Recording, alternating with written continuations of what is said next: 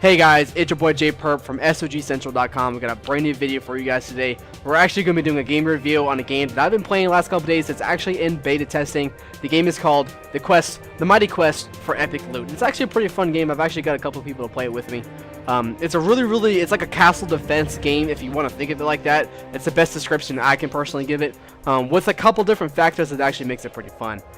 This is my particular castle. Everybody gets one. Everybody starts with a real simple three-stack castle, and the more and more you level up, the more and more you can change and modify your castle. I particularly have everything in one line.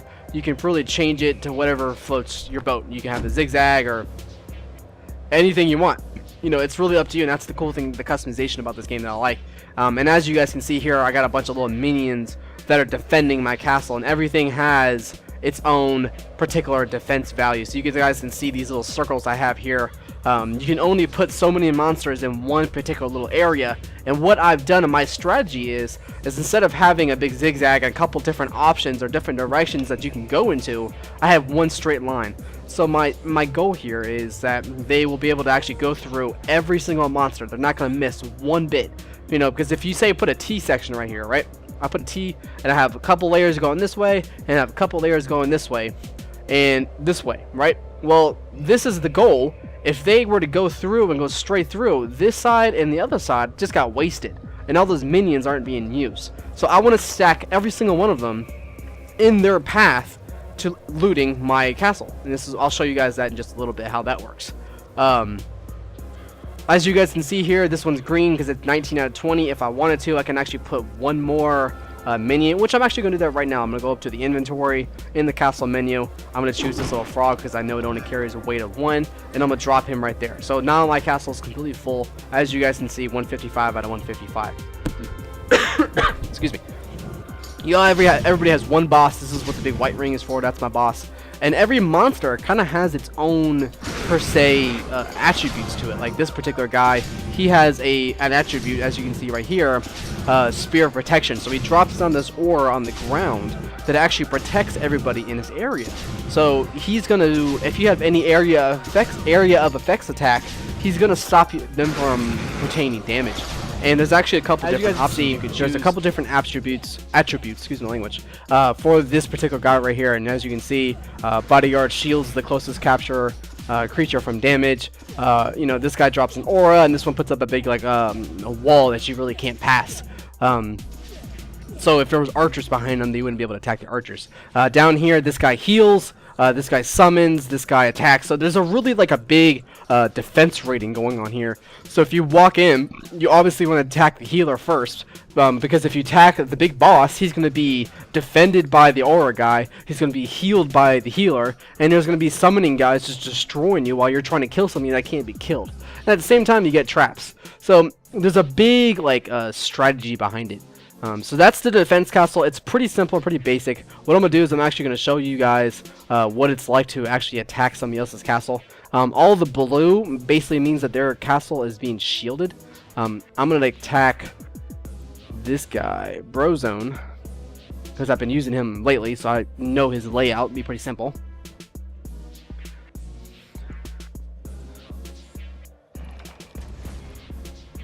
I am on a timer, which the lower your timer gets, the lower stars you get. I'm not quite sure if that affects your loot value. You know, all these guys, and basically the point is to defend your castle. So you want to put the hardest creatures you can in your castle. So it's not even about the numbers, you know, how many creatures you have, because like you can see right here, I'm just walking right through these things, and these spiders, one hit, gone. And that's taking up your defense rating as a number. So I mean, it's not really great just to put the most. You want to have everything pretty balanced. You want to have a healer, you want to have somebody who does AoE, you want to have somebody who does straight damage like a tank. You know, you want somebody who can trap you and hold you down. So there's a big factor in how you decide to, you know, defend your own castle. So it's definitely a very fun game to play. There's some castles that I've fought that I can't beat them. These guys have just very well built their castles. I mean, it's just phenomenal. This particular guy, he's got his little skeletons spread out, I think, as far as humanly possible with the circles like I showed you guys before. So anytime one aggroes, they all aggro. That's a trap, so I'm not going to try and stay on the trap, but these guys are pretty easy to kill, so I'll just drop my AoE and let him just... And he's, like as you can see, he's getting pulled in. Boing. This is a trap, I'll show you what it does. And it knocks me back. And it pulls in those guys, so that's how that works. And those guys, not yet. These guys are a little harder to kill because they're a little bit of a range. That's why my little AoE attack does that little circle of fire thing. But they're not too hard to kill, especially for the level that I am. That's a health orb, but it just dropped. Gives me a little bit of health. It's like a potion. Pretty simple. But like this right here, like I'm gonna walk right through these guys. Boom. They're all dead. So this guy, he's basically just putting up numbers. Numbers over quality. Which is not good. Like the guy back there, he just pulled, one creature just pulled up like, you know, 4 really, really good monsters. So that's what you kind of want to do. You want to have everything pretty balanced. As much as humanly possible, of course. And we got aggroed by the guys on here. So as you can see, like, yeah, I want to kill the healers first, or the summoners, because they're the ones that are just going to give me the most trouble. Because I can kill skeletons all freaking day long. Didn't make a difference if I. There we go. No special attack. So as you can see here, this is the end goal. I killed everything, and then this door pops up, and you bash through the door, and then you get these 2 crates, and they drop your loot, and then ta-da, you win. So you get their loot, and that's the quest. That's what you attack other people's castles, and then you rate them, and then you get the next little prize at the end. So that's the whole point. You want to basically get the higher level. You keep attacking other people's castles, and everybody has their own defense scheme. As you can see, the bigger level you are, the bigger your castle looks. You know, as you see these little puny looking ones, and then you got the big boss. Probably couldn't even touch it, so I'm not even gonna give that a try. I'm not even gonna give that a try. But you do have a really cool inventory system, which is the biggest thing I like about this game. As you guys can see, you know, this is a legendary item compared to exceptional, and then down to magic.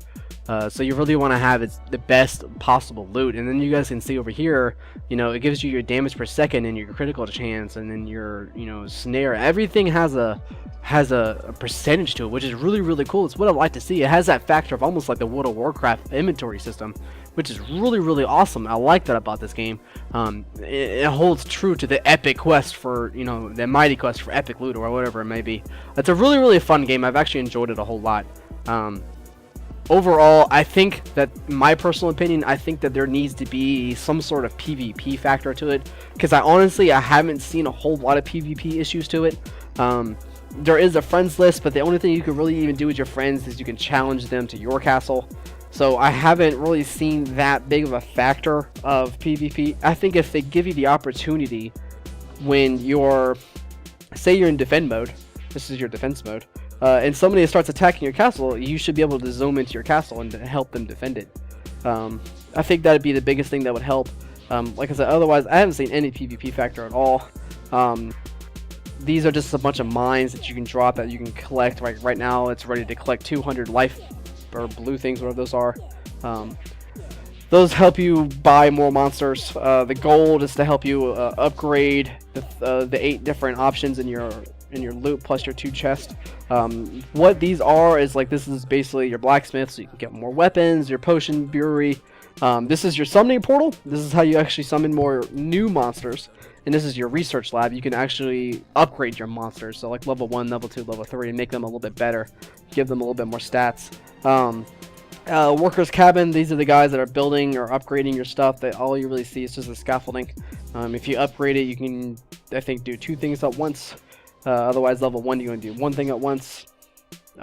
Your hero trainer, as soon as you level up, you have to go in here and accept your level and pay for the level to give yourself better stats, yada. The Emporium, that's basically just something that they're trying to collect money with, like real life money, to make the game a little better. Like, you can change the scheme of your cabin. I don't really care about that. And then up here are your jewels. That's kind of like real life money. You can buy money. It is a pay to win game. It doesn't have to be a pay to win game. You can speed up, like if I wanted to, and I didn't feel like waiting for this 20 minutes to go. You can do finish now for 15 jewels. If I don't have any because I spent all mine. You can go in and buy some more. But really, the only thing it gives you is just speed. You know, That's it. You still have to go and farm out your loot. You still have to go and farm out your gold. All you get is jewels, and you really can't even buy gear with jewels, I don't think. So it just really gives you speed, and you don't have to wait if you're impatient. But that's my particular review of the game. I think it's really fun. It could be a lot more fun. I think it needs some PvP factor to it. I wanted to give you guys my review. I also want to hit you guys up real quick and talk about the website SoG-Central.com. If you guys look in the center of the page, you'll see your bio information. If you go ahead and click that link, you'll see a description of what we want everybody's bio information to look like. So obviously your rank, your division title, and then what you guys see down here, this is what we want everybody to have on their bio information. This is how everybody's going to see us. So we want to be able to get as much information out to the general public. That way anybody who wants to check out our per se, us, I want them to be able to see it. So you have the website, the Trader, the Shutout Gaming website, the YouTube, all that fun stuff, in the Facebook, of course. But I really want everybody to go into do their bio. It's really simple. It just takes a couple seconds.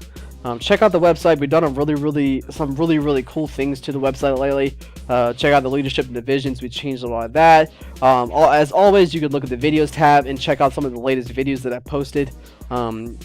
And if you haven't obviously checked it out, you just click on the YouTube link. Takes you right out to the Shutout Gaming YouTube page, where all the videos are available to watch for you guys. It's something that we definitely like to do for you guys. But thank you guys so much for watching the video. I really appreciate it. If you guys want to see some more, hit like. If you guys want to see some more in the future, hit subscribe, and I'll keep on going for you guys. But thank you guys so much. Have a great day. Peace out.